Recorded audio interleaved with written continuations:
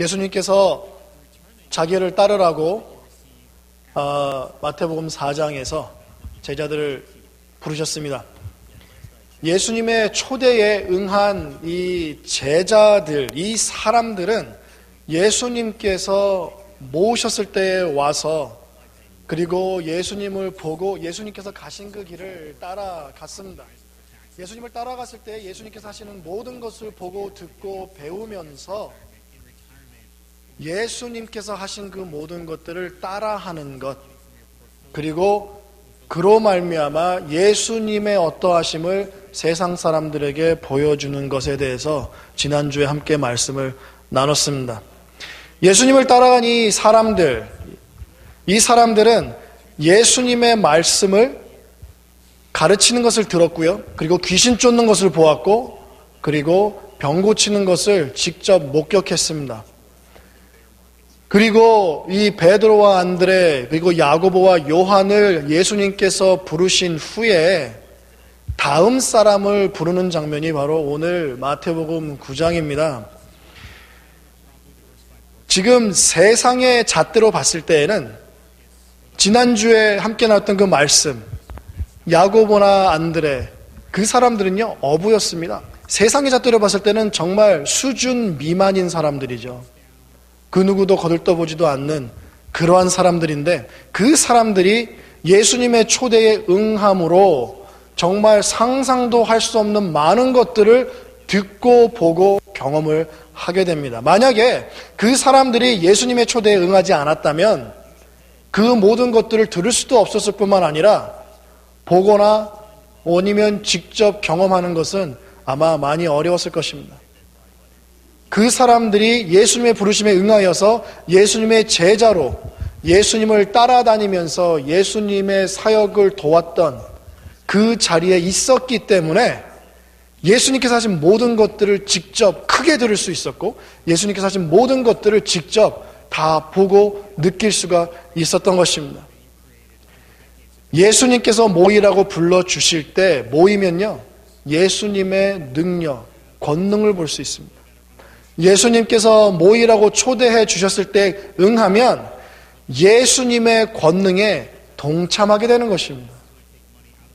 그냥 보고 느끼고 경험하고 그냥 그걸로 끝나는 것이 아니에요. 그것이 내 것이 되는 것입니다. 그것이 요한복음 이후에 사도행전을 보게 되면은 이 제자들이 사도가 되어서 예수님께서 하셨던 그 모든 것들을 직접 가르치고 직접 행하지 않았습니까? 그래서 예수님께서 하신 것들을 우리가 보고 듣고 경험하는 그 모든 것들은 우리가 그냥 보고 듣고 경험하는 것을 끝나는 것이 아니라 우리가 그 안에 동참함으로써 우리도 함께 그의 말씀을 가르칠 수 있고, 그리고 그의 권능에 동참하여서 그걸 나눠줄 수 있는 사람들이 된다는 것입니다. 이 4명의 제자들은 벌써 예수님을 따라다니면서 그 모든 것들을 보고 듣고 경험을 하고 있습니다. 오늘 말씀은요, 마태라는 사람에 대한 얘기가 나옵니다. 바로 그 직전에 어떤 얘기가 있냐면 예수님께서 자기 고향에 오셔서 중풍병자를 고치는 사건이 있어요. 이 중풍병자가 누구냐면 지붕을 뜯어내고 이 사람의 친구가 이 사람이 누워있는 침대를 아래로 내려서 예수님께서 너의 믿음이 너를 고쳤다라고 한 그 내용이 바로 오늘 이 마태 말씀 바로 직전입니다. 그래서 예수님께서 자기 동네에서 본 고향에서 그거를 행하시고 이제 지나가시는 거예요. 지나가시다가 이 마태라는 사람을 보시게 됩니다. 여러분들이 아마 세리라는 직업에 대해서 아마 잘 알고 계실 겁니다. 그죠? 세리는요, 세금을 걷어서 그냥 전달해 주는 사람이에요. 근데 로마 제국이 워낙에 방대하고 크다 보니까 로마 사람들만 세리로 세울 수가 없었어요. 그래서 유대인들도 세리로서 일을 많이 했습니다. 이 세리는 이 로마 정부와 계약이 돼 있어요. 그래서 로마 정부가 요구하는 그 금액을 걷어서 그냥 내주기만 하면 되는 사람들이 바로 세리였습니다. 그런데 이 사람들이 곧 법이었어요. 로마가 요구하는 그 액수보다 훨씬 더 많은 것을 걷어서 로마가 요구한 거는 요구한 대로 주고 그 남는 모든 것들을 다 자기가 취했습니다. 그래서 이 세리들, 그때 당시 세속적인 그 문서를 봐도 이 세리들을 어떠한 사람들로 분류하냐면 거지, 강도, 도둑이라고 칭했습니다. 우리 성경에서는 뭐라고 부릅니까? 죄인들과 함께 엮어버려요. 세리와 죄인들, 어떻게 보면은 정말 특별한 죄인들이 바로 이 세리입니다. 같은 민족의 같은 사람들을 착취해 먹는 사람들이었으니까요. 그래서 사람들이 이 세리들을 바라보는 그 눈길이 좋지는 않았습니다. 요즘 우리 한국 사람으로 빗대보면 아마 친일파와 아마 가깝지 않을까라는 생각이 들어요. 일본을 위해서 우리 한국 사람들을 못 살게 굴었던 그 친일파 사람들, 우리가 그 사람들을 봤을 때 뭐라고 합니까? 많은 욕을 하죠. 마찬가지예요. 자기의 백성, 자기 민족의 피를 빨아서 로마에게 줄 거는 주고 나머지는 다 자기가 착취해버렸던 그런 사람들이었습니다. 그런 일을 했던 사람이 바로 이 마태예요. 예수님께서 중풍병자를 고치시고 지나가는데 어떠한 한 세관에 어떠한 사람이 앉아있는 것을 보시고 예수님께서 그 사람에게 다가갑니다. 예수님께서 오늘 그 마태복음 4장에 나온 것처럼 예수님께서 그 어부들을 직접 찾아가셨잖아요. 예수님께서 직접 이 마태를 찾아오셨어요. 예수님께서는 그냥 직장으로 찾아가시는 걸 참 잘하시는 것 같아요. 저도 회사에서 다시 새로운 콜링을 받았거든요. 느닷없이 갑작스럽게 그 콜링을 받았습니다. 어부들도 그물을 깃다가 느닷없이 갑작스럽게 예수님이 찾아와서 뜬금없이 한마디 던져요. 따라와라 했더니 그 사람들이 곧 그물을 내려놓고 따라갔죠. 마태한테도 똑같은 방법으로 예수님은 초대를 하십니다. 그 사람이 일하는 곳에 가서 한참 자기네 그 민족 백성의 돈을 한참 띄어먹고 있는 그 상황 가운데 예수님 찾아오셔서 따라와라 말씀하십니다. 당황했겠죠. 느닷없이 갑작스럽게 예수님께서 한참 돈 계산하고 있는 마태를 찾아오셨는데, 근데 이 마태의 행동이 참으로 놀랍습니다. 내려놓고 예수님을 따라가요. 누가복음 5장에는 뭐라고 나와 있냐면요, 마태가 그 모든 것을 버리고 일어나 따르니라 라고 얘기를 합니다. 모든 것을 버렸다고 얘기를 해요. 자, 우리가 생각하는 부르심, 콜링, 여러분들은 어떻습니까? 여러분들은 콜링을 받으셨습니까? 예수님의 부르심을 받으셨어요? 잘 모르시겠어요? 예수님께서는 저와 여러분 모두를 부르셨습니다. 우리가 모르고 있을 뿐이죠. 우리가 생각하는 이 부르심은 상당히 거창해요. 상당히 대단합니다. 예수님께서 우리에게 말씀을 들려주시거나 환상이나 꿈을 통해서 보여주시거나 아니면 우리가 한참 통성으로 눈물을 뿌리면서 기도할 때에 찾아오시거나 아니면 집회에 가서 집회 강사가 우리를 도전했을 때에 우리가 거기에 대해 응답했을 때에 예수님께서 우리를 부르신다라고 생각을 합니다. 그것도 부르심이에요. 그렇지만 오늘 말씀, 이거 지난주의 말씀을 보면은요, 이 사람들 기도하고 있지 않았어요. 이 사람들 예배하고 있지 않았습니다. 통성으로 기도하거나 눈물을 뿌리면서 하나님께 나를 사용해달라고 간구하지 않았어요. 오히려 자기 일상에서 일을 하고 있었죠. 그물을 깃고 있었고, 이 세리 마태는 세관에 앉아서 자기 일을 하고 있었습니다. 예수님께서 찾아오셔서 나를 따르라 라고 말씀하십니다. 지난주에 말씀드릴 때 이 어부들은요, 정말 미래에 대한 소망이 없는 사람들이었어요. 그래서 이 랍비인 예수가 자기를 불러줬을 때에 정말 이 사람이 가르쳐 주시는 그 하나님을 내가 더 잘 믿고 내가 하나님과 더 가까워져서 정말 많은 축복을 누리겠구나라는 생각이 있었을 수도 있지만, 마태는 어떻습니까? 온 세상을 다 가진 부자 아니에요? 그리고 로마 제국을 위해서 일하는 세리입니다. 공무원이에요. 철밥통이에요. 철밥통인데 사람들의 돈을 내 마음대로 착취할 수 있는 그러한 그 권위까지도 갖고 있는 사람이었습니다. 세상 부러울 거 없는 사람이었어요. 그런데 예수님의 말씀, 그 단 한마디, 나를 따라오너라 라는 그 한마디에 이 마태는 모든 것을 버리고 일어나 예수님을 따라갔다라는 것은 정말로 놀라운 일이 아닐 수 없습니다. 여러분들이 일하고 있을 때, 여러분들이 쉬고 있을 때, 여러분들이 식사하고 계실 때 예수님께서 느닷없이 갑작스럽게 찾아오셔서 나를 따르라 라고 말씀하실 수 있습니다. 그리고 하셨을 수도 있습니다. 과거에 그 부르심에 응하여서 여러분들도 일어나 갔었던 때가 아마 있었을 것입니다.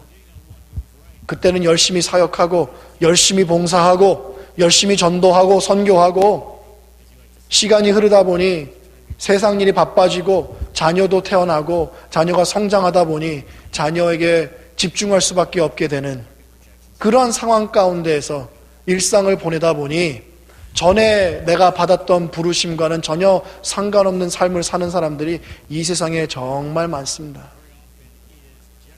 그 부르심, 그 콜링이 우리 삶 가운데에 매 순간순간 새로워져야 돼요. 예수님께서 요한과 안드레, 야고보 그 사람들 몇 번 불렀습니까? 딱 한 번 불렀습니다. 마태는 어떻습니까? 딱 한 번 불렀습니다. 주님께서는 우리에게 아마 한 번의 부르심을 주셨을 것입니다. 아니면 더 많은 은혜를 우리에게 주셔서 한 번 더 불러주실 수도 있어요. 그렇지만요, 이것을 하나님의 관점에서 본다 그러면요, 하나님께, 우리를 향한 하나님의 부르심은 매 순간순간 일어나는 거예요. 끊임없이 again and again.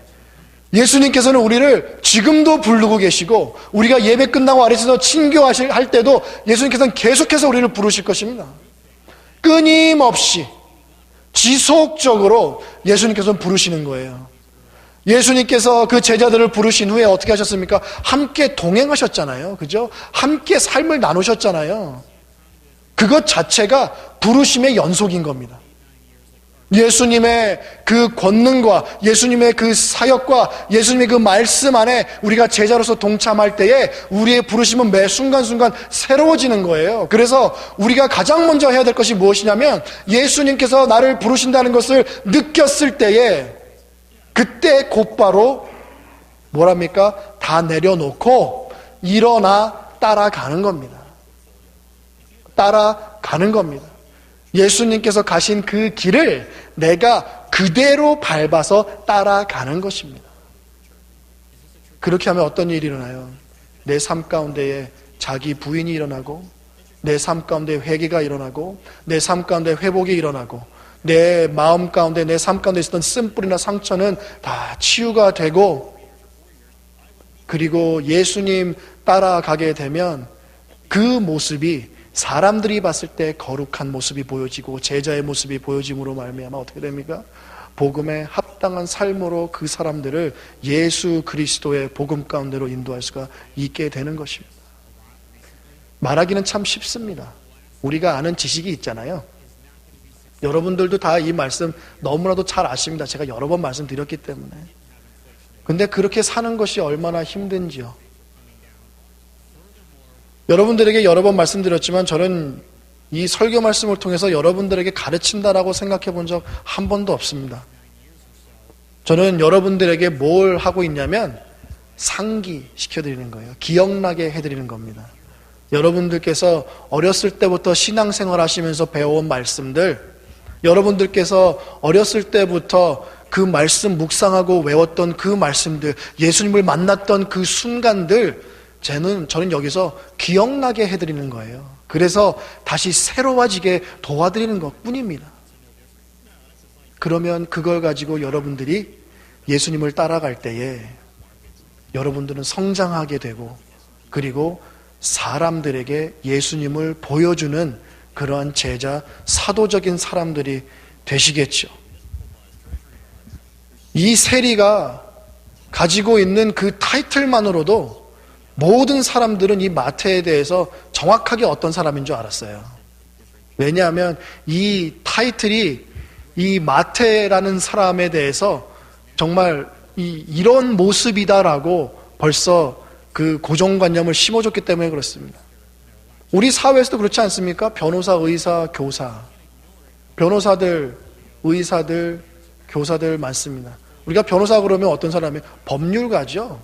우리가 법적인 문제가 있으면은 의사 찾아가지 않고 변호사 찾아갑니다.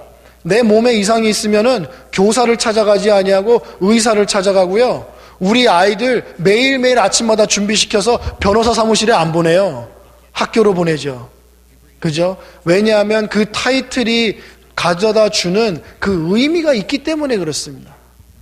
세리는 누구예요? 죄인, 우리를 착취하는 사람, 돈 뜯어가는 사람.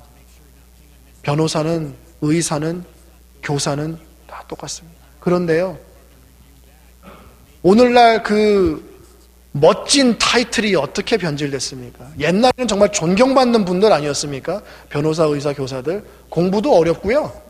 그렇죠? 그렇게 되기도 힘듭니다. 옛날엔 존경받는 분들이었어요. 그죠? 힘 약한 사람들, 정의의 편에 서서 도와주는 사람들이 바로 변호사였고요. 그리고 몸이 아프다, 어디가 너 문제가 있다, 내가 거기에 차가 없어 갈 수 없다 그러면요, 저희 왕진 가방 들고 왕진 갔던 사람들이 바로 의사 선생님들이고요.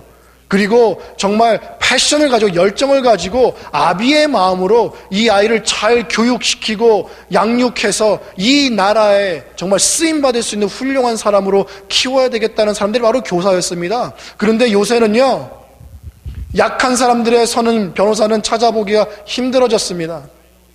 돈이라는 것 때문에 강자의 편에 서서 유죄임에도 불구하고 무죄로 만들어버리고, 무죄인 사람을 유죄로 만들어버린 변호사가 수도 없이 많아졌고, 의사들은 그 돈 때문에 그냥 처방전만 써줘버리고 마음을 다해서 치료하거나 그런 의사들이 많이 없어졌어요. 교사는 어떻습니까?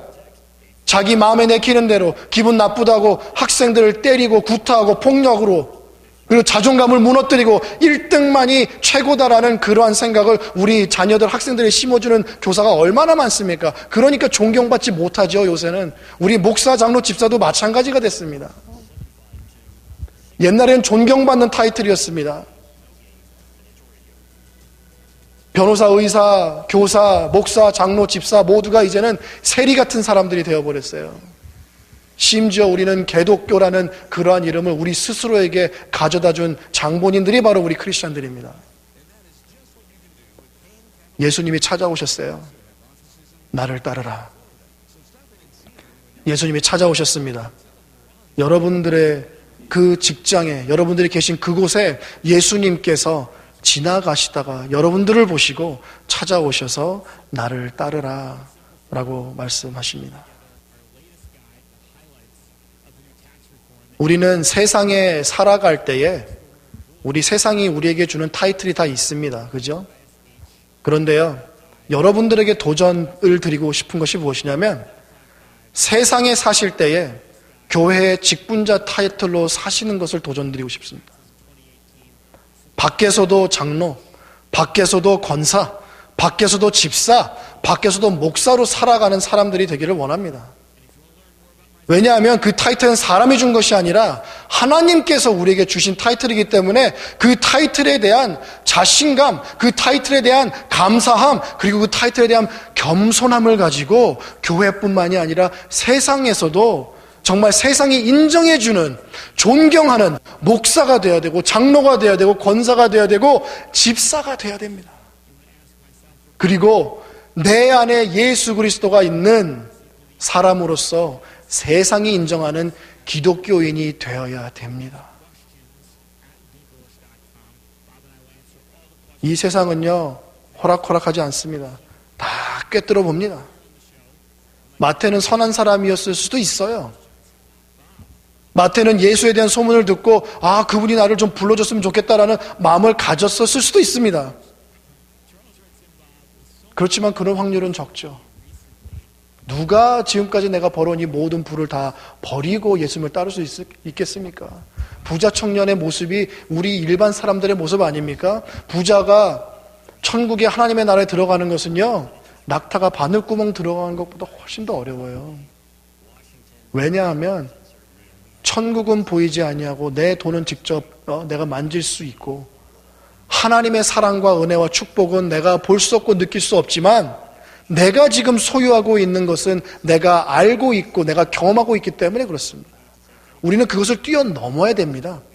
예수님께서 나를 따라오라고 불러주셨을 때에 우리는 지금 이 순간에 이루어지고 있는 그 대화 이상을 뛰어넘어야 돼요. 예수님께서 나를 따라오라고 했을 때에 내가 아멘하고 따라가는 것은 무슨 뜻이냐면 내가 이 모든 것을 다 내려놓고 당신만 바라보고 따라갈 것이며 이 세상의 모든 것들은 사도 바울이 얘기한 것처럼 해로 여기고 배설물로 여길 준비가 되어 있어야 된다는 얘기입니다. 마태는요, 다 버리고 일어나 따라갔습니다. 이 일어나라는 단어가 정말 멋진 단어입니다. 이 일어나라는 단어가 언제 또 쓰이냐면요, 예수께서 부활했다 할 때 그 부활의 단어예요. 똑같습니다. 아나스타시아라는 단어예요. 마태가 예수님의 초대에 응해서 모든 걸 다 버리고 뭘 했습니까? 부활을 체험한 거예요. 무슨 말인지 아시겠습니까? 비록 이 많은 소유가 있었지만 나에게 정말 나를 채워줄 수 없었고, 그리고 내가 이 많은 부를 누리고는 있지만 죽음과 사망과 절망과 조롱으로부터 벗어나게 할 수 없었던 것이 이 모든 것들인데, 그 모든 것들을 이 마태는 다 버리고 예수님과 함께 부활하면서 예수님을 따라간 거예요. 나를 충족시켜줄 수 있는 거는요, 예수님밖에 없다라는 것입니다. 돈, 성공, 사회적 지위가 나를 충족시켜주고 나를 만족시켜줄 수 없다라는 거예요. 그러면은 정말 세상의 부자들은 다 만족하면서 살아야죠. 세상의 부자들은 다 웃으면서 행복해야죠. 근데 그렇습니까? 아니죠. 오히려 더 돈 많은 사람들이 마약에 쩔어 있고, 오히려 더 돈 많은 사람들이 성적인 타락에 빠져 있고, 오히려 더 돈 많은 사람들이 거짓과 탐욕에 빠져 있지 않습니까? 그 모든 것들은 오히려 그들을 올가매는 역할을 할 뿐이지 그들을 자유롭게 하지 못해요. 하나님께서 우리 자녀들에게 반드시 축복을 주실 것입니다. 그래서 우리 자녀들은 반드시 잘 될 거예요. 이 땅에서 반드시 성공할 겁니다. 세상 기준으로 봤을 때. 그런데 우리 자녀 여러분들 반드시 기억하십시오. 세상이 생각하는 그 성공은 하나님께서 여러분들을 사용하기 위한 도구일 뿐입니다. 언제라도 예수님께서 부르셔도 다 버리고 따라와 말씀하실 때에 다 버리고 따라갈 수 있는 믿음을 위해서 지금부터 기도하시기 바랍니다. 지금부터 하나님 말씀 가운데로 들어가시고 지금부터 열심히 공부하고 열심히 지혜롭게 살아가려고 노력하세요. 이 세상에 줄 수 없는 것, 하나님만이 줄 수 있는 것이 있습니다. 그것이 바로 구원이에요. 부활입니다.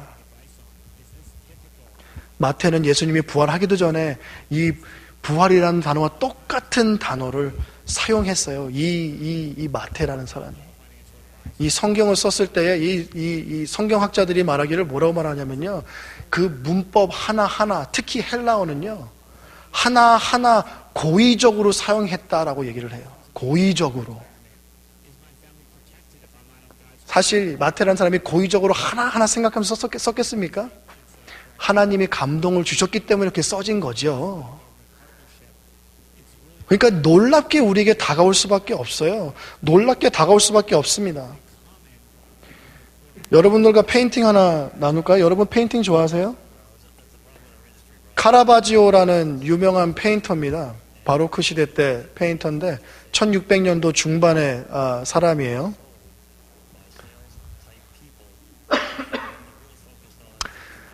이 카라바지오는 이거를 그릴 때마다 그렇게 유명한 사람은 아니었습니다. 지금 이거는 컨테넬리 채플에 지금 걸려 있는데 로마에 있어요. 그 컨테넬리라는 추기경의 이름이 마태예요. 그래서 자기 이름을 좀 기리기 위해서 마태라는 주제를 가지고 이제 그림을 하나 그려달라라고 이 카라바지오를 하여를 한 거예요. 그래서 이 그림은 무슨 그림이냐면 마태를 부르고 있는 그 모습을 카라바지오가 이 화폭에 아름답게 담았습니다. 이 카라바지오가 그린 이 그림은요, 너무 어두워서 잘 안 보이네요. 여기 뒤에 있는 분이 예수님이시고, 이 앞에 있는 사람이 베드로입니다. 베드로가 벌써 마태복음 4장에 부름을 받았잖아요. 그래서 예수님하고 함께 동행하고 있는 거예요. 이 베드로의 손이 상당히 힘이 없고 자신감이 없는 모습으로 이렇게 가르치고 있고, 예수님은 너무 자신감 넘치게 마치 내가 계획해서 여기 온 것처럼 손가락을 딱 찝습니다. 그 방향의 주인공이 바로 이 사람인데요. 지금 수염이 되게 덥수룩하게 나 있어요. 여기 손이 보이시나요? 자기를 가르치고 있어요. 지금 나를 부르는 거야? 그런 모습이 담겨 있고, 여기서 보면 이 사람은 돈을 세고 있습니다. 예수님께서 세관에 찾아오셔서 이 마태에게 손가락을 딱 가르치시면서 나를 따라와 라고 얘기할 때, 마태는 손가락을 자기에게 가르치면서 나요? 저를 부르시는 겁니까? 라고 반문하고 있는 것처럼 보입니다. 여기에 앉아있는 사람들 옷이 이때 당시에 정말 최고 부자들만 입을 수 있었던 그런 옷들이고요. 여기 앞에 등을 돌리고 있는 사람은 칼도 차고 있습니다. 그래서 무력을 가진 사람들이고, 그리고 이 사람들은 정말 권력이 넘치는 사람들이었어요. 이게 카라바지오의 페인팅이고요. 다음은 여러분들이 잘 아시는 페인팅입니다. 시스턴 채플에 있죠? 베드로 성당에 있습니다. 시스턴 채플 위에 보면 맨 위에 이렇게 그려져 있어요. 저는 가본 적은 없습니다만 사진을 많이 봐서 알고 있는데, 시스턴 채플에 이 미켈란젤로라는 사람이 이 벽화를 그렸습니다. 약 100년 전 사람이에요. 카라바지오 100년 전 사람입니다. 르네상스를 정말 최고에까지 올려놨던 그 수많은 대가 중에 한 명이죠.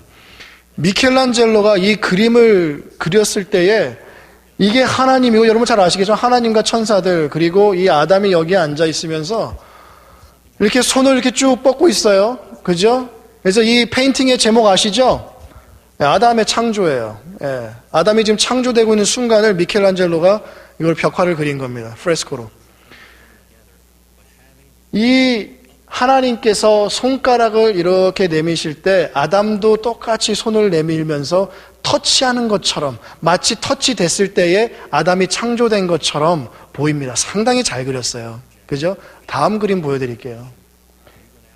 이 다음 그림이 뭐냐면, 이 미켈란젤로가 아담을 그렸을 때의 손, 그리고 카라바지오가 예수님을 그린 이 손, 카라바지오가 이 미켈란젤로 손을 그대로 카피했다라고 얘기를 합니다. 이거는 미술 공부하는 사람들이라면 아마 다 한 번씩은 들어봤던 얘기예요. 똑같죠? 예수님의 손 모양과 아담의 손 모양이 똑같습니다. 이 카라바지오는요, 정말 이 재능도 눈부셨지만 천재성을 갖고 있었고, 그리고 신학적 해석도 놀라웠습니다. 그때 당시에 이 성화를 그렸던 사람들은요, 어느 정도 성경을 공부를 했어야지만 그릴 수가 있었어요. 아니면 그릴 수가 없죠. 스토리를 모르는데. 카라바지오는 아담과 반대편에서 예수님이 서 있게 만들었고, 그리고 손 또한 반대 방향에서 뻗게 만들었습니다. 이것이 무슨 의미인지 아십니까? 이것을 제가 성경에서 찾아봤습니다. 로마서 5장 17절. 한 사람의 범죄로 말미암아 사망이 그 한 사람을 통하여 왕노릇하였은즉 더욱 은혜와 의의 선물을 넘치게 받는 자들은 한 분 예수 그리스도를 통하여 생명 안에서 왕노릇하리로다. 한 사람의 범죄로 말미암아 이 온 세상이 범죄로 뒤덮였었는데, 이 다른 한 사람을 통하여서 이 온 세상이 생명으로 뒤덮였다는 겁니다. 이 첫 번째 아담을 통해서 죄가 들어와서 죽음과 사망이 이 온 세상을 지배하는 세상이 되었죠. 그런데 예수님은 그 반대편의 아담, 그 편에 서서 이 온 세상을 죽음과 사망으로부터 생명으로 옮기신 분이십니다. 고린도전서 15장 45절 46절 기록된 바 첫사람 아담은 생령이 되었다 함과 같이 마지막 아담은 살려주는 영이 되었나니, 그러나 먼저는 신령한 사람이 아니요 육의 사람이요 그 다음에 신령한 사람이니라. 아담과 예수님은 지극히 대조가 되는 인물들입니다. 첫 번째 아담이라고 하고 마지막 아담이라고 하죠, 예수님을. 이 첫 번째 아담 때문에 우리가 이 세상에서 아무리 열심히 일하고 성공 가도를 달려가고 그리고 엄청나게 많은 부와 지위 상승을 했다 할지라도 그 모든 것은요, 사망과 죽음으로부터 우리를 건져낼 수 있는 힘이 전혀 없어요. 오히려 세리 같은 사람들은 조롱과 그리고 절망 가운데 빠지는 그런 사람들이었죠. 그런데 예수님은요, 우리에게 성공과 우리에게 재물을 주는 분은 아닙니다. 그런데 예수님께서는 우리에게 뭘 주세요? 생명을 주십니다. 어떤 생명? 영원한 생명. 우리가 정말 이 짧은 80년, 90년, 100년의 삶을 이 땅에서 사는데 그 짧은 생애 동안 하나님으로부터 멀어지고 하나님께서 하시는 일을 대적하면서 살아간다면 얼마나 슬픈 일이겠습니까? 그것 때문에 영생을 얻지 못한다면 더욱더 슬픈 일이 아닐 수가 없습니다. 근데 만약에 예수님께서 우리에게 그 영생을 주시고 생명을 허락하셨고 예수님께서 나를 따라와 라고 하셨을 때에 내가 그 말씀을 듣고 모든 것을 버리고 부활하여 일어나 아나스타시아 한 다음에 따라간다면 예수님의 이 손을 우리는 붙잡고 예수님만 따라갈 수 있는 믿음의 소유자가 되어야 된다는 것입니다. 마태가 그렇게 한 거예요. 마태는 예수님의 그 초청에 응했습니다. 모든 것을 버리고 응했습니다. 마태는 마지막에 에디오피아에서 전통에 따르면 에디오피아에서 선교하다가 그 에디오피아 왕이 불륜을 저지른 것을 한마디 했어요. 요한처럼. 그러다가 사형당했습니다. 등에 칼을 꽂혔어요. 마태가 그렇게 순교했습니다. 사실 뭐 왕이 불륜을 저지르든 말든 무슨 상관입니까? 내버려두면 되는 건데. 근데 하나님께서 기뻐하지 않는 것, 싫어하는 것은 담대하게 지적했었던 사람이 마태였어요. 모든 것을 다 버리고 예수님을 따라가다 보니 예수님의 것으로 다 채워져 예수님으로 말미암아 성장하다 보니 예수님께서 보내주신 그 에디오피아까지 가다 보니 담대하게 선포할 수 있게 되는 거예요. 우리도 그렇게 되기를 원합니다. 이 땅에 살아가면서 정말 예수님으로 말미암아 풍성한 삶을 살기를 원합니다. 예수님께서 우리에게 주신 정말 그 수많은 축복과 은혜, 그것만 가지고 살아가기를 원하고 그것만이 나의 능력이고 그것만이 나의 생명임을 우리가 매 순간순간 깨달음으로 말미암아 지속적으로 예수님의 부르심에 응답하여서 따라가고 어디까지든 예수님께서 가라고 하신 데까지 갈 수 있는 저와 여러분이 되기를 예수님의 이름으로 축복합니다. 그 생명을 저와 여러분이 땅끝까지 가서 나눠주기를 정말 원합니다. 이 세상은요, 마태가 세리였을 때 원했던 것을 원하는 사람들이 대부분입니다. 그 말은, 벌이라는 말은 그냥 거지처럼 살라는 것이 아닌 거 잘 아시잖아요. 그죠? 내가 지금 갖고 있는 모든 소유 다 남 줘버리고 예수님 따라라는 얘기가 아닌 거 아시잖아요. 그죠? 그것도 예수님께, 하나님께 올려드리라는 거죠. 하나님의 것이기 때문에 하나님께서 그거를 찾으시면 그냥 드리면 되는 거예요. 그냥 그겁니다. 나의 첫 번째 우선순위는 예수님. 그렇기 때문에 사도 바울처럼 내 몸에 가시가 있어도 감사하면서 충성을 다할 수 있는 것 아니겠습니까? 우리가 이렇게 하기 위해서는 먼저 뭘 해야 됩니까? 예수님의 나를 따라와 라는 부르심에 응답을 먼저 해야 됩니다. 그리고 일어나셔서 예수님 따라가시는 저와 여러분이 되시기를 축복합니다.